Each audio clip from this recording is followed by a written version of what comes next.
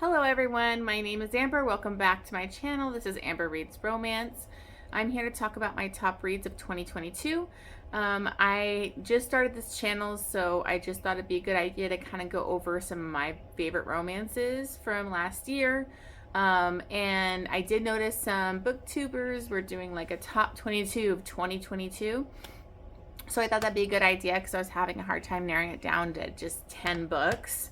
So I'm going to go ahead and get started.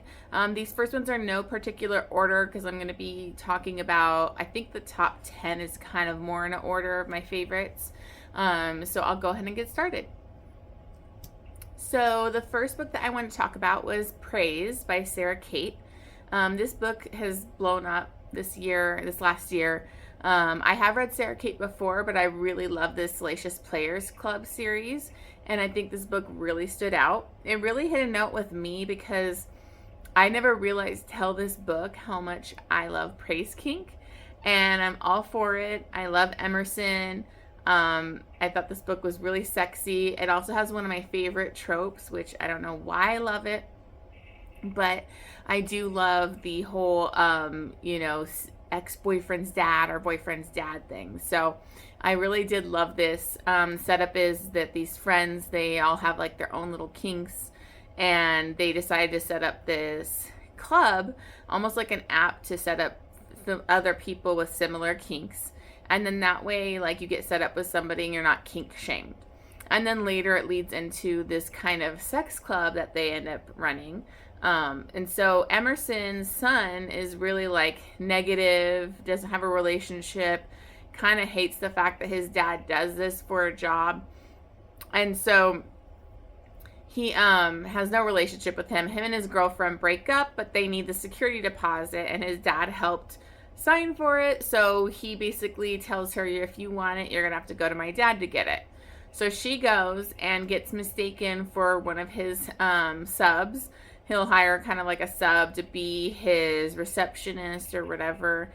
And the lady just sends her up, and he's like, oh, when he comes in, he's like, you should be on your knees.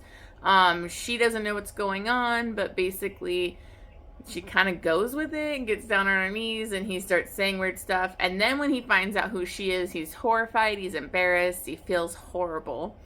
Anyways, it ends up being where he offers her a job. He kind of wants to be close to his son, and he has no relationship with him right now. And so he's thinking having this tie with her will help. So this is Emerson and Charlie. The praise kink was amazing. I love the open conversations about like a dom and sub relationship, and like he's like very much about consent and knowing what she's okay doing. They actually go through a whole list of things that are hard limits for her and all that kind of stuff. So I really loved it. I thought it was sexy and like a taboo aspect because it was the ex-boyfriend's dad, and they kind of had to keep it secret. And it was a really fun, sexy read, and I am all about the praise kink to the point where when I read degradation in a book now, I'm just turned off. I don't like it, and I don't really, it takes me out of the book. So I love it. I loved this first book. The second book wasn't as good to me, and I still need to finish the series. I'm kind of like that. I take breaks from series, and then it takes me a while to finish them, and then I don't want it to end. So anyways, this was 5 stars. Great book. Loved it. The next book I have is the first book I've ever read by Claire Kent, and it's called Last Light. And it's kind of a post-apocalyptic story where there was like an asteroid that hit, and basically it was in Europe, and it had far-reaching consequences, of course, for the whole world. America wasn't as bad, but there are a bunch of people getting sick from this. And so they kind of have like a sickness where they're coughing up stuff. And so basically what happens is that in this town, bunch of the people left to go to, I believe it's Fort Knox. It's been a while since I've read it, so I do apologize if that's wrong. But they're going to one of those kind of places for safety. And we have Travis and Lane. Travis is like this, he was kind of a mechanic. Didn't really know Lane. He helped fix her car before, so they weren't like friends or close or anything. But they both stayed back to take care of somebody that was dying. So I think it was her grandma, and then his child was dying. So he told his ex-wife, so they're not together anymore or anything like that. But he tells her to go ahead and he'll stay back with their kid while he dies. So, and I'm not sure if it's a he or she, sorry. So once their loved ones die, they basically have to make the journey on their own. And he notices her traveling on her own, and he's kind of following her because he's worried about her, and offers to drive together, and she's not about it. She's like, I can take care of myself. She doesn't really trust anybody in this new world. But he keeps kind of following her and sees her, kind of helps her out in a situation. And then basically they decide to travel together. So it's like a forced proximity road trip. He's kind of like this rough and like, you know, hard exterior guy, but he's such a cinnamon roll and like just only wants her to feel safe and protected. He's very attracted to her, but doesn't want her to think that, you know, he's taking advantage of the situation in any way. So it was a beautiful slow build to the relationship. She actually kind of propositions him with sex because she's young. I think she was like 18. Never really got to have the had boyfriend, but like, you know, didn't get to really experience it because of the apocalypse event. And so she wants sex, and so that's kind of what they do in the beginning. I gotta say, there was this scene. I don't usually cry in books. Like, it takes a lot to make me cry. But there's a scene with a dog in this book because they find this dog that was kind of like I'm guessing his owner most likely died, and he was like left scrounging for himself, and he wants to like go with them. And Travis is like, we can't take this dog with us. And it just like broke my heart. Like, I loved that dog and the scene and just the dynamic. And I really loved this. You kind of get some like Daryl Dixon vibes from Travis, and I just love Claire Kent's Heroes. This got me into reading her Kindled series, which I've really enjoyed, which is tied into this same world, but it's like novellas.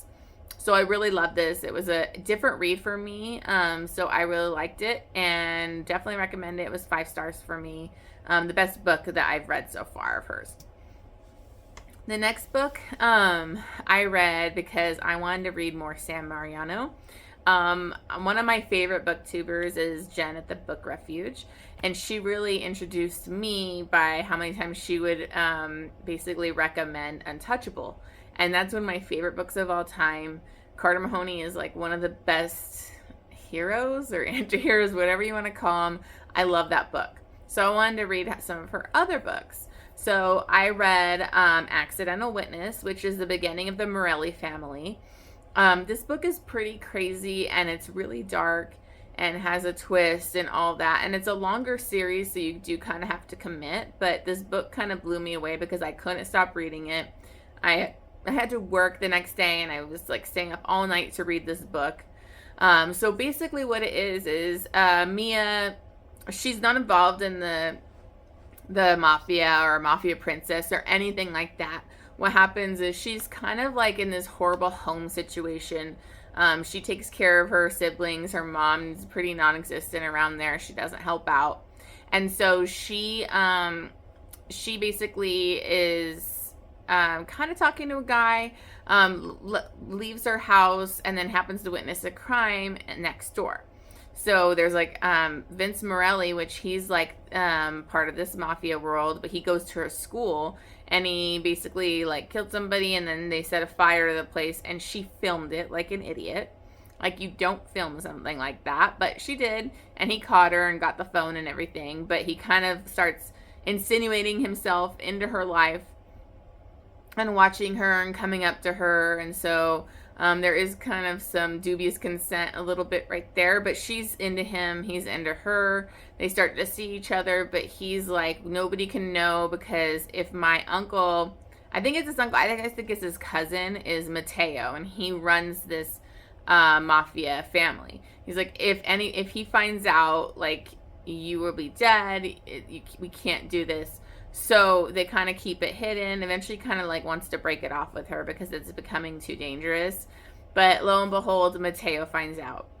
And so it was really sweet. It was kind of insta-love with her and Vince. But that's not what this book is really about, is this couple. It's Matteo. So in walks Matteo, and things get crazy. This scene where he finds her and brings her back to his house and all this stuff. It's so intense. Mateo is one of the craziest men I've ever read in a romance series. He's manipulative. He's a psycho. He tests people. He does crazy stuff. And I loved it. And in this book, he does some really horrible things that make people want to DNF it or hate the book. But for some reason, Sam Mariano makes it work, where I'm fascinated by his character, and I want to read more. So if you are okay with that, there's definitely non-consent, dubious consent, all the stuff that Sam Mariano does. If you're okay with that, I would definitely recommend this series. It is kind of annoying because it jumps away from him and Mia to like another girl and then other people in the series. So it takes a while to get to like the Mateo stuff. But keep with it because it's a crazy read. A lot of drama. I loved it. So I gave that one 5 stars. The next book I have is Descent. So this is another crazy Sam Mariano read. I can't explain why I love this book because it is so effed up. We have Calvin and Hallie. Hallie is her name. Calvin is one of the most messed up heroes I've ever read in a book. He's not a hero. He's psycho. He doesn't care. He's Carter Mahoney times a million. He's unchecked. He's able to do what he wants to do. He's got ties with Mafia. He's powerful. And in this story, it's this book series that kind of had multiple authors, and they wrote within like the same sex club kind of thing. And it's not much at the sex club, but it is part of the story. And in the beginning, basically, Hallie gets tricked by him because he found his employee was her previous boyfriend, and he saw her at a holiday party, and he was obsessed. So he was like, I have to have her. And so he talks his employee, tells him to text her and tell her that he needs her help, blah, blah, blah, gets her to the club. Once she gets there, he's gone, and it's just Calvin, and basically Calvin wants to rape her. He's really into he does the consensual non-consent at this club where it's like rape fantasy, but he wants the real deal, and he really wants to rape her. So he does, and he gets away with it because he's powerful, because this place at the club, which she willingly went into, is known for that. So he's like, nobody's going to stop this because this is what happens here. And then after that interaction, he's not done with her. He's still fascinated. He's still stalking her. He's still obsessed with her. He like makes her be with him, which is crazy. He like steals her cat, so she has to come to his place. But then he also does crazy things where he goes above and beyond for her.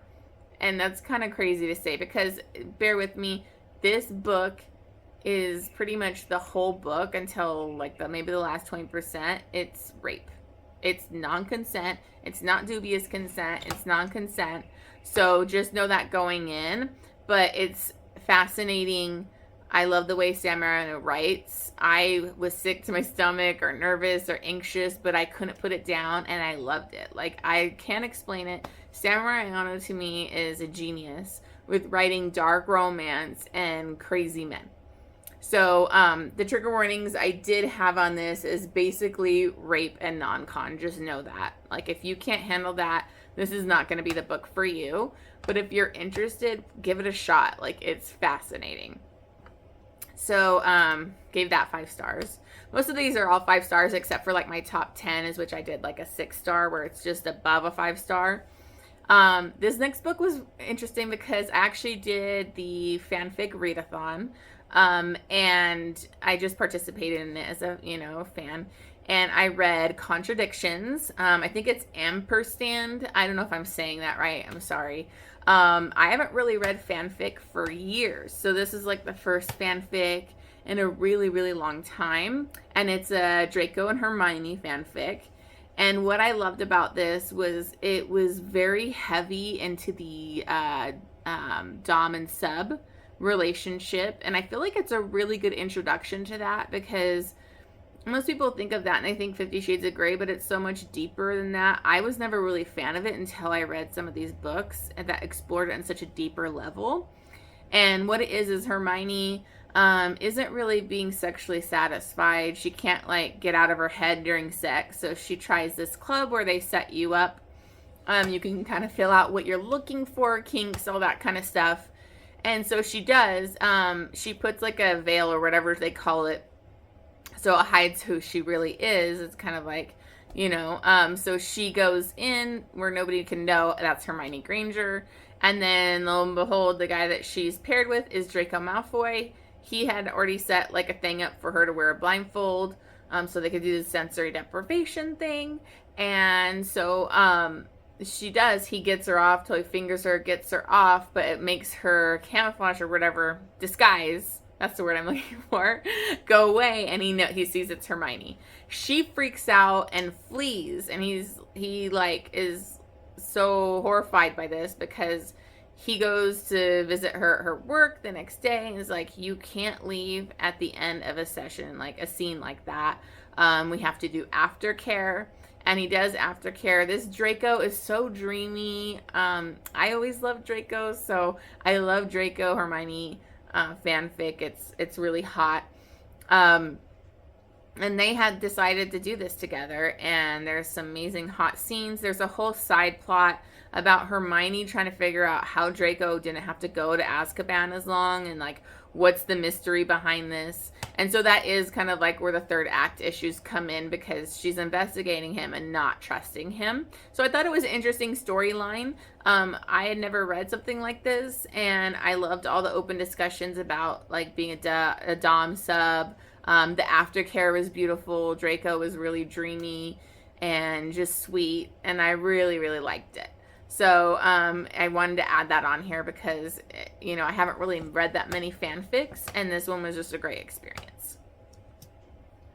Okay, so the next book, most people talk about the second book in this J.T. Geisinger series. I think it's The Queens and Monsters. I'm sorry if I got that wrong.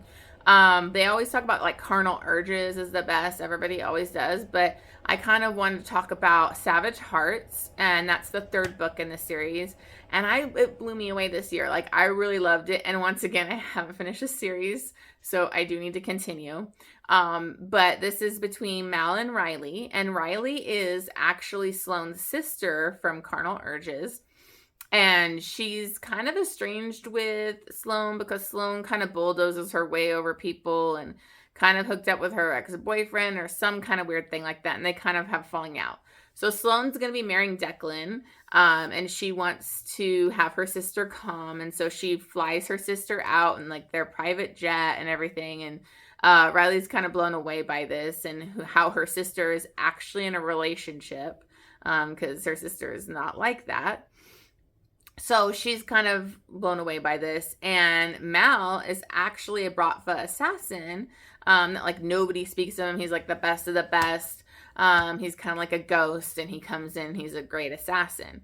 Well, his, I believe, brother died in the result of what Declan did in the second book. So he wants revenge, and Cage, who was the hero in the first book, who does not like Declan, but has to deal with him because his wife is Sloane's best friend, he kind of points him towards Declan. So he points Mal like towards him to take care of his problem for him. So Mal sees her, and he thinks she's like not wearing the best clothes, and he thinks she might be like a prostitute that they're using or some kind of weird thing. So he goes to save her, but when he finds out who she really is, he basically just takes her. So it's a captive, it's a captor-captive. She kind of goes along with it. She's not really fighting it that much. So, I mean, and they kind of have this great build to their relationship. They have amazing chemistry. Something happens where they kind of have to go off together, and they're alone, and there's like great caretaking. The caretaking in this was beautiful. I really loved it. I also love Spider, which he's going to have he had the fourth book, which I need to get to.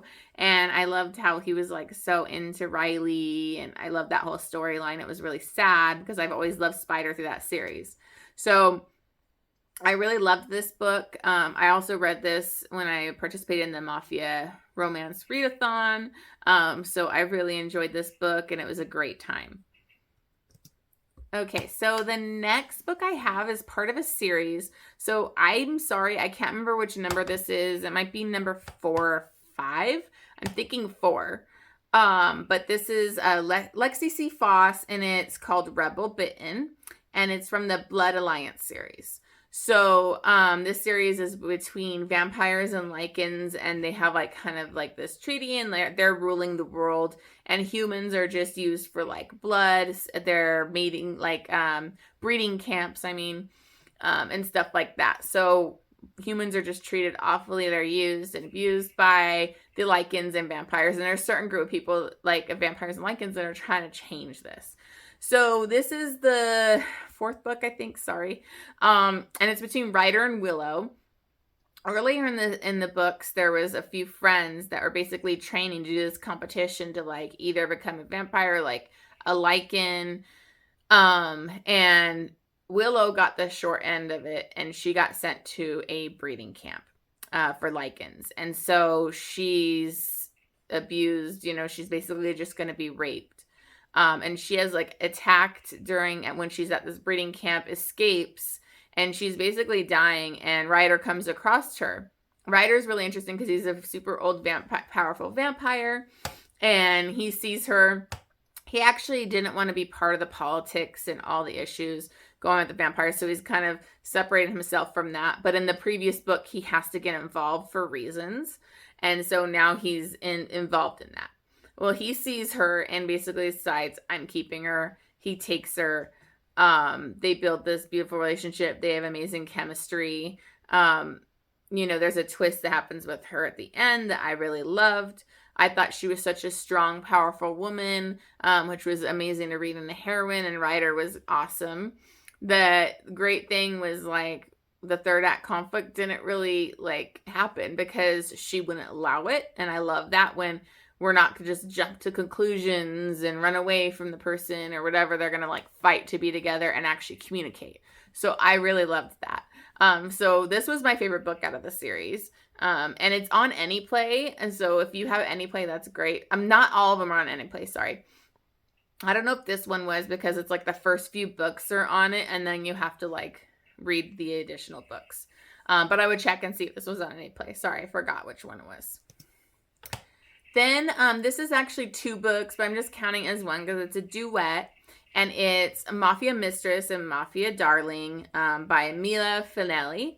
And I know it's been all over BookTube and all that kind of stuff, but I really enjoyed it. It's not this amazing read or anything, but it's really fun mafia romance. And it's between Fausto and Francesca. Francesca doesn't want anything to do with mafia. Her father is part of like the mafia in Canada, and he basically owes money to the Costa Nostra, and he basically gives his daughter to them. And she tries to run away, but that doesn't work. And Fausto basically comes to get her, and it's for his son. So basically she's her fiance is his son, but they fall for each other. They have this great chemistry together. He's a total asshole. He's a dick. He does fucked up shit in this book. But like he has to grovel in the 2nd book, which I appreciated. I loved his grovel. I love the relationship between her and his son. And then like also the dynamic with him and his son grows and changes because who his son is and how what his son, I don't want to give anything away, is dangerous for him. But it's such a beautiful build to that relationship. So that made it even so much better when you read the 2nd book, because you might be irritated by the first one and just want to give it up. But the 2nd book made it much better.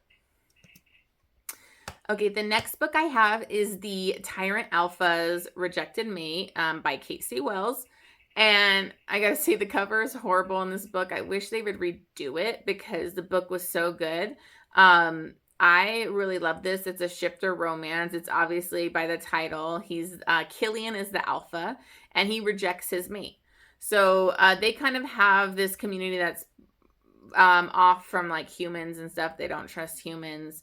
And he's trying to rebuild it so it's not as chauvinistic, but it's still bad, And there's these women that are kind of like the outcasts of this community because like they're not mated, and like the heroine, Una, she is never shifted. She's got like a handicap, like wounded leg that she like limps.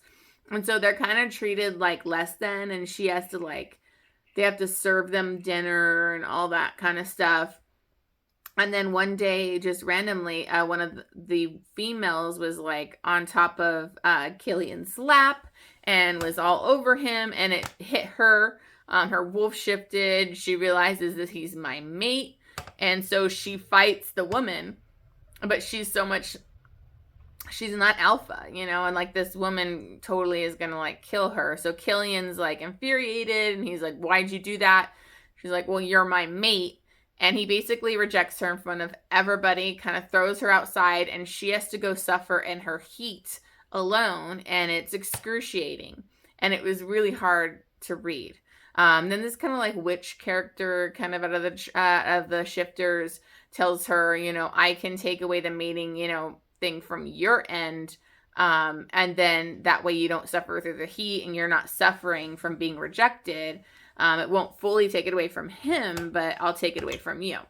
And so she does that, and then Killian slowly is coming to realize that she's his mate, and he has to like do the biggest freaking grovel of all time, and I was here for it. As you can see, I love a grovel. So I loved this book. I again need to continue with this series. I heard the third book that just came out is really good, because the second book I don't think people liked as much. But I definitely do need to continue, and it was one of my favorites of the year. So my next book is a Sophie Lark book. Sophie Lark, I kind of discovered this last year, and she's become one of my favorite authors. And this book, I actually read because I read the Brutal Birthright series up here.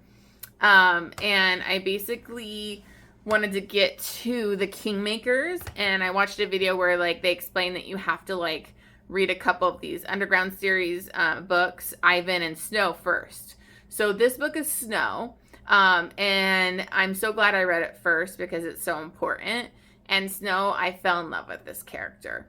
So this is Snow and Sasha. Sasha is a doctor. She just became a doctor, but she's forced to basically become a doctor for the Bratva.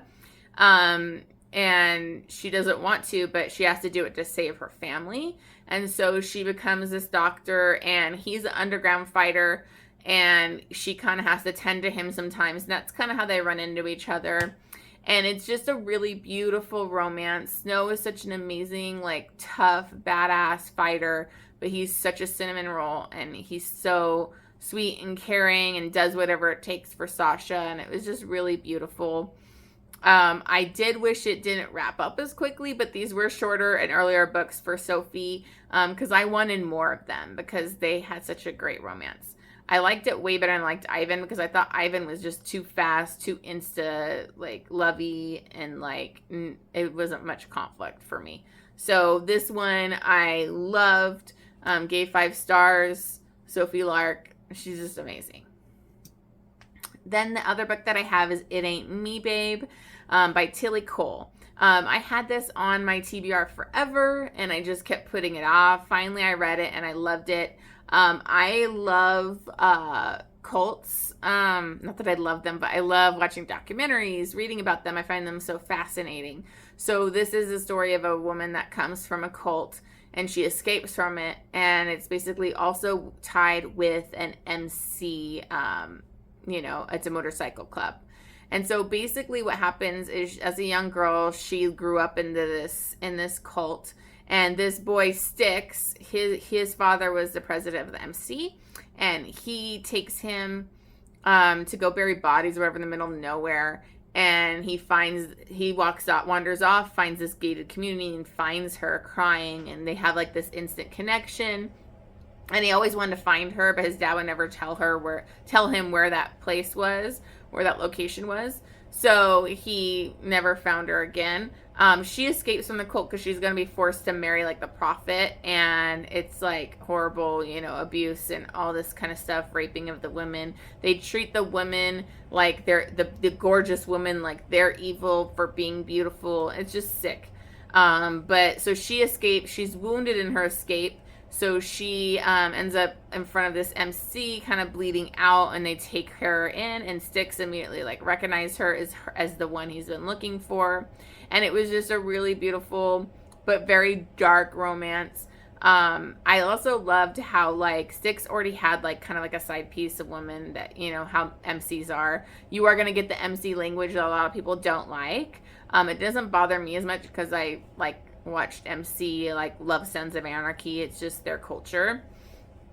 But this one is a lot darker, and he had this side piece, but she's not made out to be the villain or the mean bitch, and she's like, they don't get antagonistic with each other, which I really appreciated that, because a lot of authors make women go against each other, which drives me nuts. So I love this book. I'm going to continue with the series. Trigger warnings: child abuse, rape, torture, cult, violence, and severe trauma.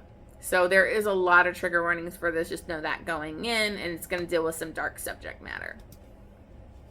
So the next book I have is Coming Home. This is a continuation of the Morelli series that was from San Mariano. I can't really say much about this, which is kind of dumb for me to put this on this list for that. But it is like a lot like of reading this whole series to try and get to like the Mateo, what's going on, the romance. A lot of stuff concluding, finding out behind Mateo's, like getting in his mind. A lot of the books, they don't go from his POV because you have to be blind going in. Like you can't know what Mateo's like methods are or what his real motives are. And so, you know, like it's great. There is a book called Entrapment that's kind of like an end book that kind of shows things from the first book from his point of view, and some like additional scenes throughout the series. Unfortunately, you kind of have to go in blind for the rest of the series on this because it's a lot of twists and turns, and I would just give away too much. But again, San Mariano hooked me, and I loved it. Finished that series for once. I finished the series, and I love San Mariano, so I had to put it on here. So these next top 10 are going to be my 6 stars. This one is Sweet Like Poison by Jay Wolf. Jay Wolf wrote this series where it's this is the Savage You series, but there's a previous series, I think it's called Savage Crew, and it's like a high school, and then this is college. So it did start out more high school, so it's a lot more young adult, bully, kind of darker stuff, and then, you know, goes into this college. Now in that high school series, you meet Elena, and she's literally the mean girl. She's the bitch. She's the bully. You don't like her. And, you know, but through that series and then continuing on in the college series, you learn so much more about her. And you kind of see more depth to her. She doesn't want to be that same horrible, evil person. And she has a lot of growth. So this book is hers and Locke's book. Locke is like this guy from Wyoming. He's basically going to college, and then he's going to leave. He's going to run their ranch. So he doesn't want any connections. You know, he doesn't want a relationship. He basically just wants to finish college and leave. And he kind of judges Elena because she does come off like a bitch, a mean girl, very, you know, like in your face kind of ruthless behavior. So, anyway, she kind of runs she's doing the property management because her dad owns all these like houses and companies. So she wants to do that and take the responsibility. And so she basically, is going to, redo this deck. She had hired people, but they quit on a dime for her because they were being inappropriate to her, and she called them out on it.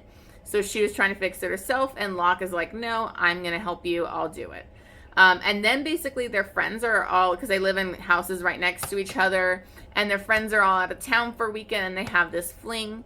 Elena had been raped by her ex-boyfriend from high school, who was a total douchebag, and he was like the villain in the series. So she has a lot of severe trauma and PTSD, and she hasn't really been able to enjoy sex or orgasm with the man. So Locke is the first one that does it for her. She's blown away by Locke. He's this big, husky dude, manly man. Totally the opposites attract here. But after the friends are coming back, Locke's like, okay, well, we're done. Like, we can't continue this. And that kind of hurts her. She puts up a front, but she's hurt. This book, they eventually do start seeing each other. They have such sweet moments. Locke's kind of an idiot a lot of the time, makes some stupid decisions, and it's frustrating. But it's such a beautiful romance. I loved Elena's growth and how she was this bully and she doesn't try to make excuses for her past behavior, but tries to grow from it. And then also dealing with her trauma and everything. So I loved this book. It was 6 stars to me. It really reminded me of, I love Rip and Beth from Yellowstone. And it is totally like him. I never thought Rip, I think Rip was sexy, but Rip in Yellowstone is so hot. And he's this bigger, manly man, work with his hands kind of guy. And that's what Locke is. So I love this book. It does help to read it from the beginning so you can see Elena's journey, but you don't necessarily have to, but I would. Next book I have is, okay, so I was the only I'm one of the few that never read ACOTAR, and so I decided to read it, start it this year, and I really enjoyed the first book. But the second book, Court of Mist and Fury, was a 6-star read. Rhysand and Farah is just so beautiful. Rhys is my top 10 book boyfriends. He's dreamy. He does everything for her. That says fated mates, and what he had to go through and what he kind of had to put her through for their safety, even though she was his mate, was beautiful. When you finally get the chapter where he tells her everything, and then the naughty times, which aren't that naughty for it's a fantasy, but it was still so beautiful. I listened to this on graphic audio, and it was such an amazing experience. That's kind of why I haven't gone to the third book, because I think they only had the first part of that out. And so I wanted to listen to the full book in graphic audio, so I haven't finished that book yet. But I love this book. It was amazing. Very beautiful. Now my next one is actually 3 books, so it's kind of cheating, but it's a trilogy, and it's one of the craziest things that I think I've ever read. I didn't think I could do it, but I read this, and it's a romance with this alien spider of Rick's, and the books are Ensnared, Enthralled, and Bound. And these books were a big leap for me. I put it off. I was I can't get past this picture. But I read the first book, the world building. Tiffany Roberts did such an amazing job of building this world, building these amazing characters, doing this slow arc, because basically it's Catan and Ivy. She's kind of in this chiropractic whatever chamber kind of thing. They crash landed there, and he finds her. He's been kind of living off on his own away from the other Ricks because the queen, the psycho bitch, wants him to be her mate. He doesn't want anything to do with her. He hates her. And he finds Ivy and takes her back to his nest. And first there's a language barrier, obviously, but they get through that, and she was scared of him at first, but knows she can trust him. He's very loving. He's so strong and protects her. And then it's just such a beautiful slow build that I was dying for them to get together, which was crazy because he's a spider. So I actually did look up art too online, because I was I got to see what this looks like more than just looking at the book. So I might put some up if I remember of the artwork, because it was really cool. And just, I thought that it was ridiculous that it was 3 books, but it needed 3 books. It was such a beautiful build to their romance. Each book is just so much deeper into their relationship. And then you get to know his other brother, Ricks, that help him. And then there's also, more humans that they find and all that kind of stuff. So it builds and builds. And I can't wait for her to put out them to put out the books for the other Ricks. So I loved this series. Catan is one of my favorite book boyfriends too, which is really weird, but he is. I loved him. I loved this series, and I'm I've been trying to get my mom to read it forever. Hopefully she'll cave and finally do it, because I was kind of questioning it too, but it's definitely a great read. Now, I got into my favorite Sophie Lark from The Brutal Birthright. This is one of my favorites, and it is Stolen Heir by Sophie Lark. And this is the second book in the series. And isn't that cover, like, he's so beautiful. Like, ooh, I love him. So this is Miko and Nisa. And Nisa is the sister of Callum, who's in book 1, which is Brutal Prince. And she's actually a ballerina. She's very cut off from, like, the whole Mafia family. They don't involve her. She's kind of in the dark on everything. So she basically has, you know, not involved in that and whatever, and does her own thing, ballet and choreography and all of that. I apologize if you can hear my heater in the background, but for some reason in San Diego right now, it's freaking freezing. My house is cold. And I've been trying to conserve from SDG and all that kind of stuff. So I'm sorry if you can hear my heater. I apologize. So anyways, Miko, his basically like a father figure. He was the head of his mafia, was killed because of things in Brutal Prince. And so he wants revenge. So he basically goes after, he kidnaps Nisa, doesn't let anybody know he kidnaps her. So they're all in a panic and don't know what happened to her, who has her, and he's just kind of watching the fallout. So this is kind of like a Beauty and the Beast retelling. It's so beautiful. Miko's past is just so tragic.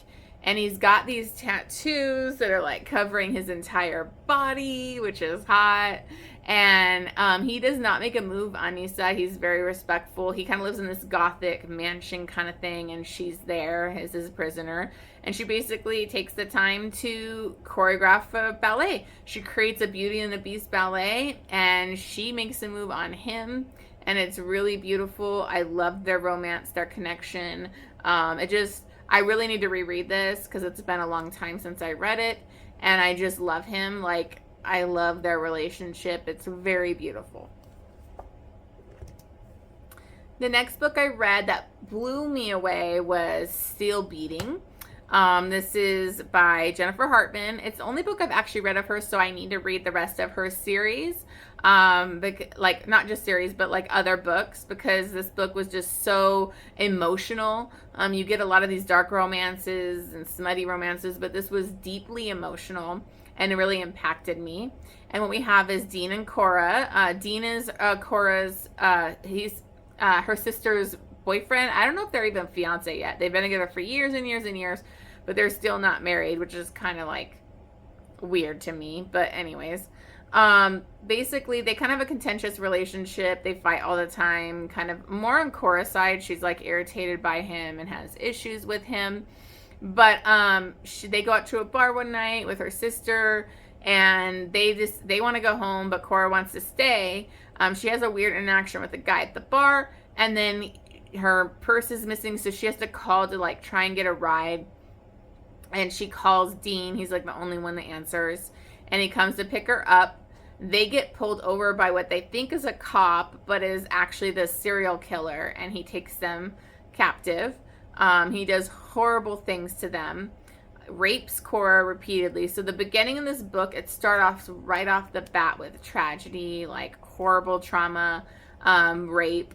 So just be aware of that. But stick with it, because it's once they escape, it's more about like how they survive, how they got away, how do you deal with what like you went through as a you know, together in that kind of traumatic situation. This serial killer also forces Dean to rape her and have sex with her, and it's just so tragic. They do get away, but it's basically built this shared tragic, like this bond between them, and nobody else can really understand it. They have major PTSD, facing it in different ways, and they kind of are like have a codependency on each other that may not be completely healthy. And so I do like how it delves into that, and then also like brings therapy, and like this person can't be the cure for your PTSD or issues. So it was just such a beautiful, deep, like emotional read, and it was a great book.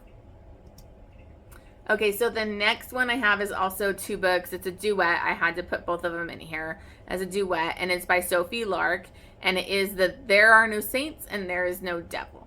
So these books blew me away because I read her Mafia, but this was completely different. Both books were 6 stars to me. It was the most perfect duet. It was the craziest stuff I've read. I've never read a book like it. It was unique, and that's what blew me away, is like Sophie continues to do something different with each book. Like her Mafia ones all have different tropes, each book a different feeling. The Kingmakers, totally different feeling. And then you have this duet, and it's like, it was just so powerful. It was so intense. So anyways, you have a psychopath who's a serial killer. His name is Cole. And he was basically like a serial killer artist that would use his kills in his art, and is like very analytical with the way methodical with the way he does things. But he also has a rival named Shaw, who's out of control, kind of like almost brutal with his kills and abusive, and attacking women, almost like raping and being brutal with it. So he's disgusted by Shaw. But they're both artists, and so they both know about each other, and they're rivals. So Cole is very detached and cold psychopath, and he happens to see Mara at a party, and she intrigues him, and he's kind of watching her, but Shaw sees him watching her. So he knows he's like into her. I'm not totally into her, but fascinated. So Shaw basically takes her, leaves her where she's almost dying, tied up in a place where a Cole's gonna be, where he was dropping off, his dead bodies and all that kind of stuff. And Cole is pissed because he knows Shaw's trying to trap him, trying to bait him and piss him off. So she sees him, he sees her, and he leaves her there to die. But she doesn't die because she's a badass bitch, and she gets out of it, and she survives. And when he finds out that she survives, he's totally fascinated and becomes obsessed with her. And so you kind of have this cat and mouse game with them. She's a struggling artist, and so he's trying to kind of help her, but she's like, what the hell is with this guy? So she gets in the middle of this kind of rivalry, and Cole is obsessed. This book, like all the way in, gave me like upset stomach. I was like anxious. Like once they get to like the sex, which happens in a crazy way, I loved it. It was intense. I didn't know what Cole was gonna do. It was just so great. And Sophie like she included like a playlist, and I would play it like with their sex scene, and it was intense. So that first book was crazy, and then the second book just went so much deeper into their relationship, and kind of his past with Shaw, which I found interesting. And just shows Mara's character growth. She's one of the most amazing heroines I've ever read. It was just beautiful. She'd been through trauma in her past and everything. So I just love this book so much. Or the duet, I'm sorry. I love it.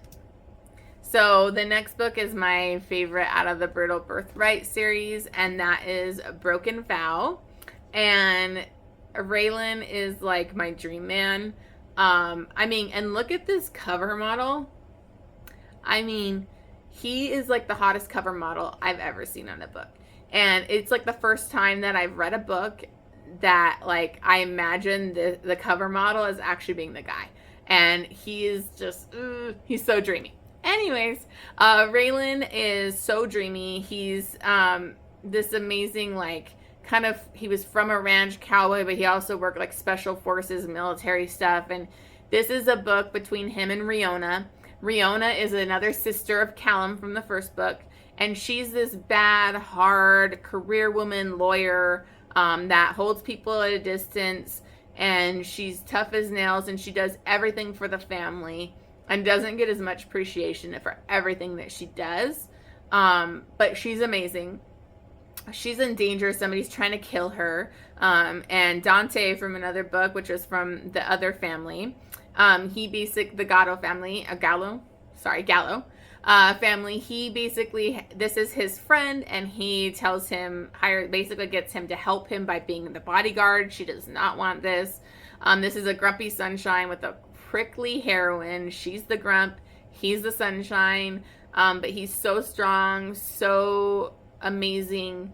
He's there for her. When things get too bad, he basically takes her out to his ranch with his family, And that just brought a whole other dynamic to this book where it's like horses and ranch and, you know, cowboys. And I loved it. This book is another reread I need to do because it's just such an amazing book. Raylan is one of the top book boyfriends of all time. He's amazing. I love them together. I wish we got more like epilogues with them, like in the other books, like where we can go more into their history because they're amazing. So, love that book. Then I have my favorite book from Cora Riley, which is Twisted Emotions. It's the Kimora Chronicles. It's the second book. This I read literally the whole like Bound in Blood series to get to the Kimora Chronicles, and this is the book that I was trying to get to. This book is so amazing. We got Nino and Kiara. Kiara was a part of the, you know, in the New York Familia, and she was basically like her trader's kid, and she got taken in by an aunt and uncle, and an uncle, not the one that takes care of her, but like another uncle raped her repeatedly as a child. So she has severe trauma. She also is severely afraid because they have arranged marriage between Nino, whose brother Ramo heads the Kimora Chronicle. Not Kimora Chronicle, the Kimora. And he basically is going to arrange marriage, and she's scared because they do the whole bloody sheet stupidity where she has to prove she's a virgin and all that. And she's like, thinks he's going to kill her once he finds out she's not a virgin. But he senses her trauma. He could tell something happened to her. And so he basically tells her, you know, like, what happened to you, da-da-da. She tells the truth, and he gets revenge. He gets justice for her and gets the bloody sheets, but it's her uncle's blood, and I loved it. Then you have this amazing build to their relationship where he basically tells her, you don't have to have sex with me. I'll find it somewhere else. And she's perfectly fine with that until she starts to have these feelings for him and want to try that. And so they do. And he slowly tries to get her comfortable with him being sexual with her. And it's so beautiful. Nino's very cut off, where he cut off his emotions from his trauma as a child. And so he kind of can fake emotions. Like, he's like, I can do this. I can pretend I love you. If you want, I can tell you and act like it, but I don't feel those things. So it slowly, his emotions start to open up, and it freaks him out because he's never felt these things before. And it's just so beautiful.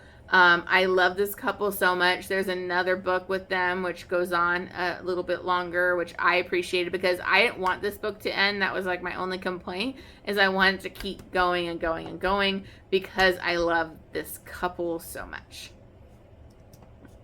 Then we have one of my favorites, probably my favorite, Sophie Lark, is The Bully. So I love this book so much. It's part of the Kingmakers. It's Dean and Kat's romance.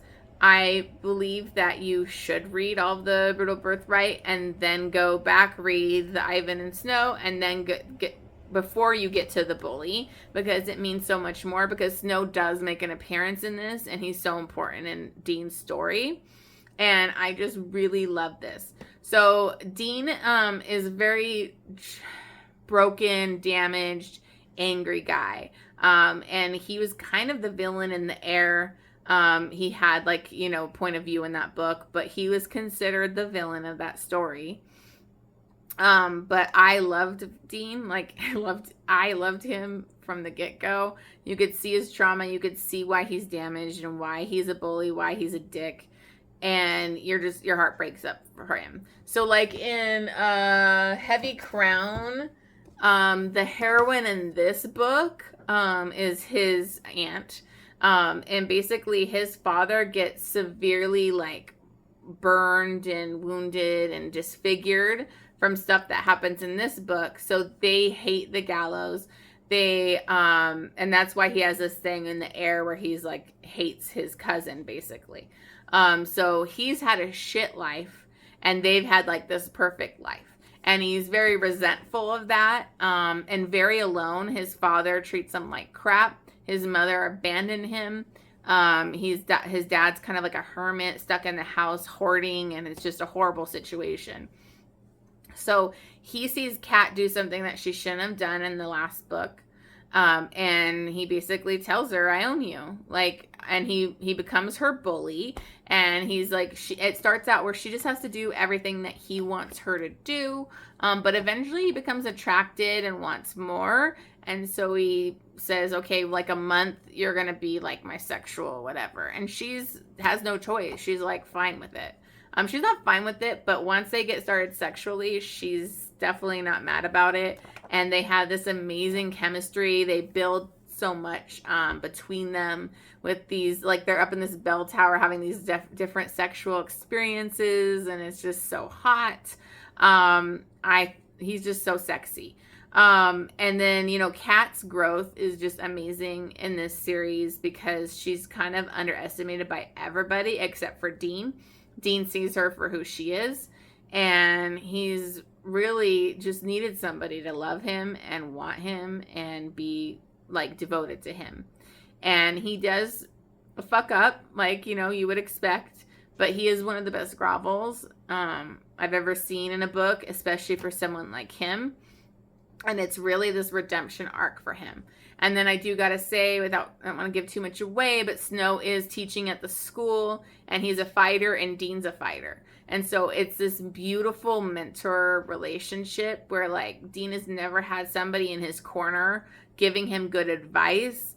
He's never had that.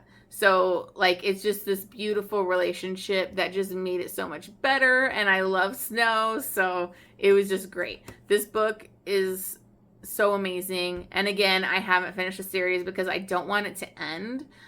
So I haven't read The Spy, which I need to read it soon. I'm not sure if I'm going to read The Savage because I didn't really hear a lot of good things about it, and I want it to end like in a positive note, but we'll see. So my last book, it was kind of a tie between The Bully and this book for best of the year. They're just so different, so it's kind of hard to pick. And it's probably going to be no surprise because everybody on BookTube loved this book. And that's Heartless by Elsie Silver. I liked Flawless. I liked it a lot, but Flawless is like a million times better than, you know, Heartless is just a million times better than Flawless. So you have Cade and Willa. And Willa is this feisty firecracker. She's the best friend of the heroine from Flawless. And she's kind of floating. She doesn't know what she's doing. She worked for her brother's bar and doesn't really have anything to do with like her career or anything like that. And so she doesn't have anything to do for the summer, and Kay needs a nanny. He's a single dad. He's basically took on this whole ranch on his shoulders. He's kind of the one that's put on all the responsibility. He's had to take care of his son by himself. You know, he's just so amazing. He's grumpy. He's, you know, sorry, I thought I heard something fall. He's all those things, but he's so dreamy. So him and Willa kind of have this weird dynamic. She has no experience, but she takes the job. He's severely attracted to her, doesn't want to be attracted to her. She's really attracted to him. And it's just a slow build where you're just dying for them to get together. But once they do, it was so hot. So, like, Elsie built that tension, built that chemistry, built that, like, where you're just dying for it. And I can just tell you one of my biggest turn on with a guy is dirty talk. And Cade can dirty talk. And I loved it. He was so, like, oh, he was such a man, taking care of his woman, you know. And this book didn't have this over-the-top third act conflict, blah, blah. It was kind of like something where they communicated. And she's trying to put him first for once, because nobody's put him first. Nobody's cared about his dreams or wants. And she's trying to push him to do that and to look at things. And it was just so beautiful. Cade, another top book boyfriend of all time. I think we all want a man like Cade. And this book just blew me away. I will definitely be continuing with this series. I know I'm up to date with it now because it's newer. And I do kind of want to go into her backlist to read her other books because this is just a phenomenal book. So those were my top books of 2022. Sorry this was such a long video. I really rambled. So thank you so much for watching. If you made it to the end, I appreciate it. Please like and subscribe. I'm new to BookTube, so I'd really appreciate it. And thank you so much. You guys have a great day.